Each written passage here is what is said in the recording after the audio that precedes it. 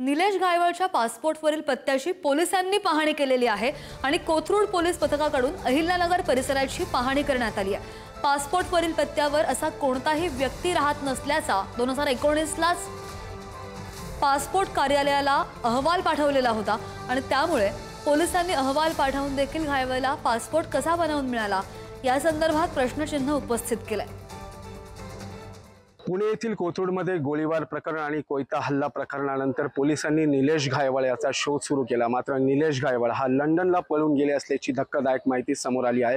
विशेष म्हणजे निलेश घायवळ यांनी पासपोर्ट बनवण्यासाठी ज्या अहिल्यानगरच्या गौरी घुमट पत्ता दिला होता हाच तो परिसर आहे। आपण पाहू शकता की निलेश घायवळ यांनी त्याचा पासपोर्ट बनवण्यासाठी आनंदी बाजार आणि गौरी घुमट या परिसरातला पत्ता दिला होता आणि या परिसराची पाहणी आज सकाळी कोथरूड पोलिसांच्या एका पथकाने या परिसराची पाहणी केलेली आहे।